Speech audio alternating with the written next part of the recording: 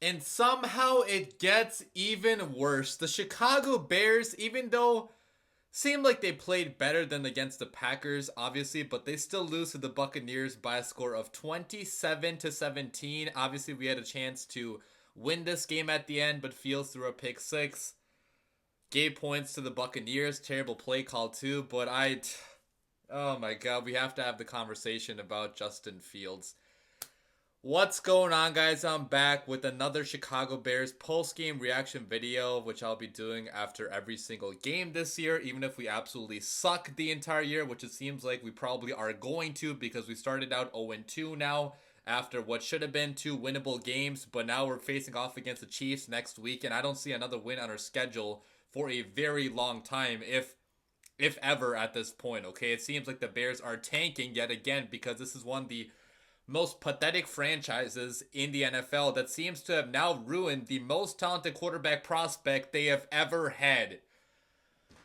This is legitimately concerning, okay? Justin Fields, as much as you guys know I love him, I cannot make excuses for him anymore because it's year 3 now and he still looks the same as he looked in year 2. Now, again, I know it's only week 2, there's 15 games left of the season, but how long are we fucking gonna wait at this point, okay? Time is running out, and if Fields does not turn things around like immediately at this point, the Bears are gonna draft a new quarterback at the end of this year, as much as I hate to say it. And I can't even defend against any of the Fields slander that I'm seeing online right now because what am I gonna say, man? I mean, a lot of it is valid. And, I love the dude. I still hope he turns it around somehow. I've been rooting for this guy nonstop, and there's still a lot of talent there. But in that first half, when he was missing guys wide freaking open, going down the field in that, after we got that block kick right after, I think it was Rasheem Green got that block kick. We got the ball close to their territory, and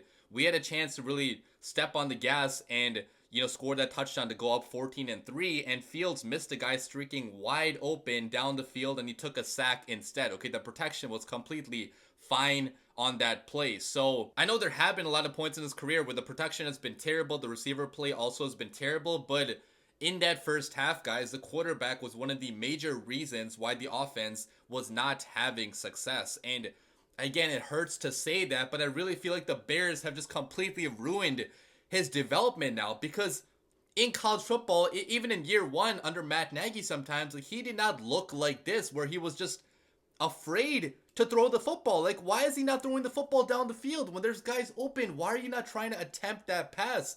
Why are you taking sacks? Why are you not trying to throw the ball away? Like, it just shows you like how bad of an organization the Bears are because there has not been much development, it seems like, in Fields as a passer, the last couple years because he's still making a lot of the same mistakes he made a couple years ago or last year. So really damn disappointing. Okay, it seems like he has an internal clock in his head where if nobody is open, when that clock runs out, he just takes off with the football or just puts his head down and does not even attempt to throw the ball away or hit his dump off. Like, it's so disappointing that this is how it's become. And again, guys, if he does not turn it around like immediately within the next couple games, I hate to say it, but he's not going to be on the team next year. So we're probably going to draft another quarterback, which the Bears are going to ruin again because that's what this fucking terrible franchise does. So I don't know, man. I mean, if you look at Field stats, obviously he went 16 for 29 for 211 passing yards, 1 passing touchdown. Really good throw to Chase Claypool where he threaded the needle. I wish he attempted more of those passes earlier on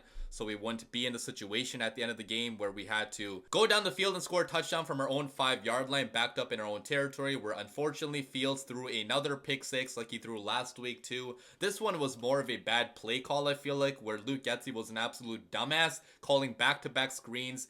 Obviously, a veteran defense would know that's coming, and they picked off Justin Fields. But Fields also has to realize that that dude was right there. Like, don't attempt that pass. So, man, Luke Getsy in that second half was absolute dog shit too. But again, guys, I cannot make excuses for Fields anymore because it's year 3 now. There are guys open sometimes, which he's just simply not hitting. And if he does not turn things around, it's not looking good for him here in this city. And the Bears might have ruined another Very talented quarterback prospect. Talking about the rest of the team, DJ Moore actually had a good performance. He had 6 receptions for 104 receiving yards on 7 targets. So the Bears finally did feature him in this passing offense like they should have against the Packers, but obviously still not enough to score that many points. We only scored 17 points, but Moore was awesome like he basically always is. Behind that, then our second leading receiver was Cole Kmet with 38 receiving yards. He did drop a really good Fields ball down the right sideline where there was a hit immediately,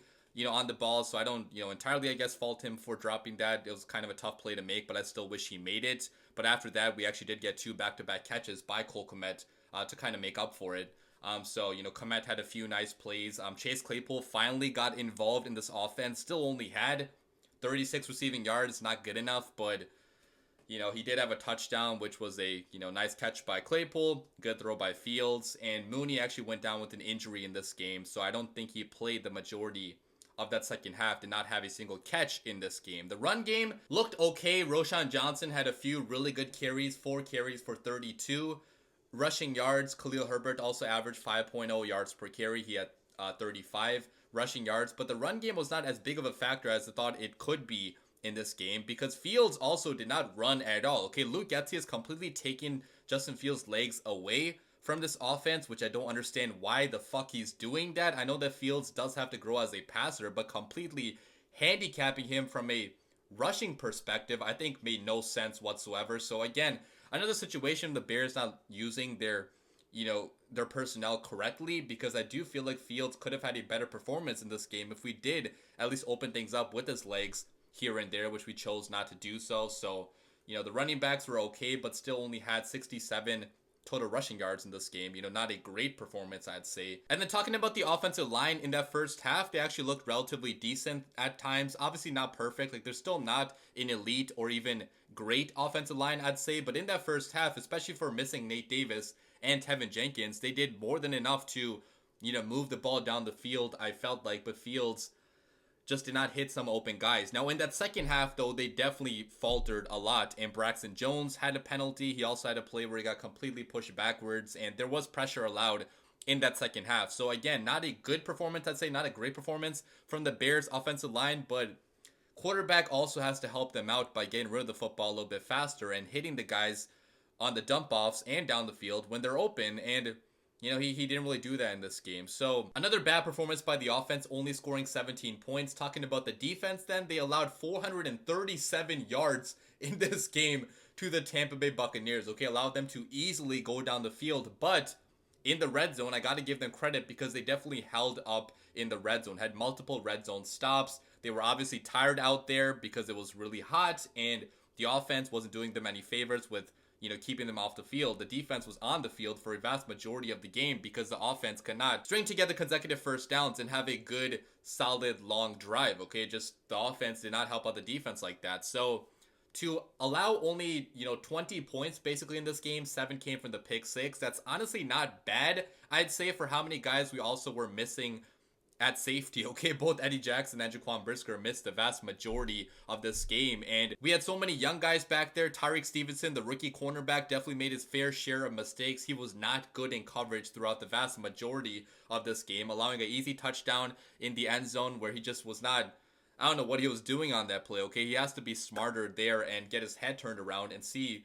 the ball is coming his way. So, not a good performance by Tyreek Stevenson, but, that's to be expected kind of with young cornerbacks, with young safeties. Like, they are going to make mistakes. So the fact that we still only allowed 20 points, we had much more pressure in this game. We unfortunately cannot get away with many sacks because Baker Mayfield kept on dodging all the sacks from Yannick and Dominique Robinson, the other guys we had out there. So not too many sacks we got in this game, but we definitely did get a lot more pressure in this game. Definitely a better defense under Matt Eberflus than it was under Alan Williams, but still, allowing 437 yards in a game is still not good no matter how you slice it, okay? That's still not a great defense. So still a lot of work has to be done here, but still some encouraging signs at least from this week than compared to last week, right? Because last week we just completely were terrible the entire game, but at least this week there were some signs of growth and development, but the young guys like Tyreek Stevenson do have to be better going forward. But